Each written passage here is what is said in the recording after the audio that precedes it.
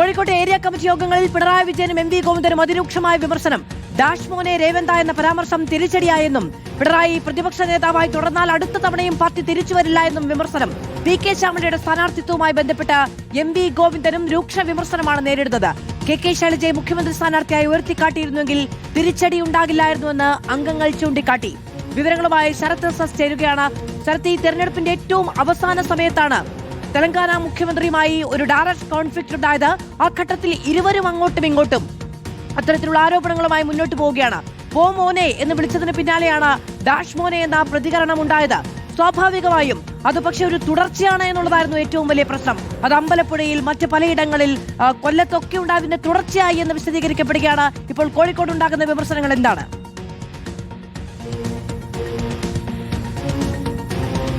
അതായത് കോഴിക്കോടും area committee യോഗങ്ങളിലൊക്കെ തന്നെ കടുത്ത വിമർശനമാണ് നേതൃത്വത്തിനെതിരെ ഉയർന്നു വന്നിട്ടുള്ളത്. നേരത്തെ പറഞ്ഞതുപോലെ പ്രത്യേകിച്ച് പിണറായി വിജയനെതിരെയും ഒപ്പം എം വി ഗോവിന്ദനെതിരെയുമാണ് രൂക്ഷ വിമർശനം.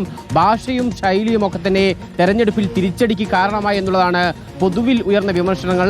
അതിൽ ഏറ്റവും പ്രധാനപ്പെട്ടത് ഈ പറഞ്ഞതുപോലെ ഡേഷ് മോനെ രേവന്ത എന്നുള്ള പിണറായി വിജയന്റെ പ്രയോഗമാണ്. നമുക്കറിയാം, ഇത്തരത്തിൽ തെലങ്കാന മുഖ്യമന്ത്രിയായിരുന്ന രേവന്ത് റെഡ്ഡിയാണ് ഇത്തരത്തിൽ പോ മോനെ വിജയ എന്നുള്ള പ്രയോഗം ആദ്യം നടത്തുന്നത്. ഇതിന് മറുപടിയായിട്ടാണ് ഡേഷ് മോനെ രേവന്ത എന്ന രീതിയിലുള്ള മുഖ്യമന്ത്രി പിണറായി വിജയന്റെ മറുപടി വരുന്നത്. പക്ഷേ ഇത് അന്ന് സൈബറിടത്തിൽ സൈബർ സഖാക്കളൊക്കെ തന്നെ വലിയ ചർച്ചയാക്കുകയും പ്രചരിപ്പിക്കുകയും ഒക്കെ തന്നെ ചെയ്തിരുന്നു. പക്ഷേ എന്തായാലും ഇപ്പോൾ അത് വലിയ വിമർശനങ്ങൾക്ക് കൂടി വിധേയമാകുന്നു എന്നുള്ളതാണ്. കോഴിക്കോട് ടൗൺ ഏരിയ കമ്മിറ്റിയിലാണ് ഇത്തരത്തിലുള്ള ഒരു വിമർശനം ഉയർന്നു വന്നിട്ടുള്ളത്. അതായത് ഇത്തരം പ്രയോഗങ്ങൾ തെരഞ്ഞെടുപ്പിൽ തിരിച്ചടിക്ക് കാരണമായി. ഇത്തരം പ്രയോഗങ്ങളൊക്കെ തന്നെ തെരഞ്ഞെടുപ്പ് സമയത്തെങ്കിലും ഒഴിവാക്കണമായിരുന്നു. മുഖ്യമന്ത്രി പിണറായി വിജയന്റെ ഭാഷാ പ്രയോഗങ്ങൾ വിമർശന വിധേയമായിട്ടുണ്ട്. പക്ഷേ ഒരു ഘട്ടത്തിൽ ആഘോഷിക്കുകയോ ശരിയാണ് എന്ന പൂർണ്ണ ബോധ്യത്തോടുകൂടി പാർട്ടി ഘടകങ്ങൾ തന്നെ വിലയിരുത്തുകയോ ചെയ്ത കാര്യങ്ങളും തോൽവിയുടെ പരിസരത്തിൽ അല്ലെങ്കിൽ തോൽവിയുടെ പശ്ചാത്തലത്തിൽ വിമർശിക്കപ്പെടുകയാണോ?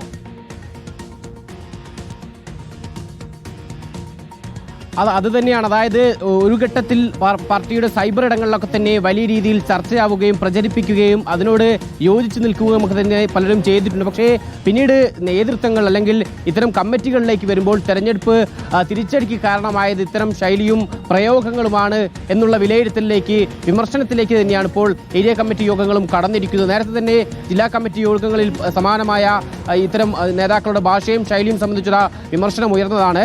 അതിൽ നിന്ന് അത്തരം സമാന വിമർശനങ്ങൾക്കൊപ്പമാണ് ഈ പ്രയോഗം തെരഞ്ഞെടുപ്പ് സമയത്ത് നടത്തിയതിനെതിരെ ഇത്തരം വിമർശനം വരുന്നത്. എന്തായാലും വിവിധ വിമർശനങ്ങൾ നേതാക്കൾക്കെതിരെയുണ്ട്. പ്രത്യേകിച്ച് എം വി ഗോവിന്ദനെ ഭാര്യ പി കെ ശ്യാമളയെ മത്സരിപ്പിച്ചതുമായി ബന്ധപ്പെട്ട് എം വി ഗോവിന്ദനെതിരെ കടുത്ത വിമർശനം തന്നെയാണ് ഉയർന്നു വന്നിട്ടുള്ളത്. ഒപ്പം കോഴിക്കോട് പേരാമ്പ്രയിൽ ടി പി രാമകൃഷ്ണനെ ഇത്തവണ മത്സരിപ്പിക്കേണ്ടതില്ലായിരുന്നു എന്നുള്ള നിർദ്ദേശങ്ങൾ കൂടി അംഗങ്ങൾ മുന്നോട്ട് വെച്ചു. അതായത് വിവിധ സ്ഥാനങ്ങൾ ഉള്ള വ്യക്തിയാണ് ടി പി രാമകൃഷ്ണൻ. അദ്ദേഹത്തെ ഇത്തവണ മത്സരിപ്പിക്കേണ്ട കാര്യമുണ്ടായില്ല. മറ്റൊരു സ്ഥാനാർത്ഥിയെ നിർത്താമായിരുന്നു.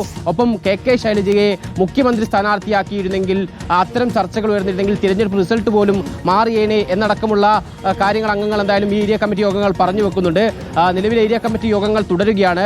25-ാം തീയതി വരെയാണ് കോഴിക്കോട് ജില്ലയിൽ CPM-ന്റെ ഏരിയ കമ്മിറ്റി യോഗങ്ങൾ ഉണ്ടാവുക. സി കെ ശശീന്ദ്രൻ, ഒപ്പം പി ശശി, എൻ ഷംസീർ അടക്കമുള്ള നേതാക്കളാണ് ജില്ലയിൽ ഇത്തരത്തിൽ ഏരിയ കമ്മിറ്റി യോഗങ്ങളിൽ പങ്കെടുക്കുകയും ചെയ്യുന്നത്. ശരത് എസ് ആണ് വിവരങ്ങൾ നൽകിയത്.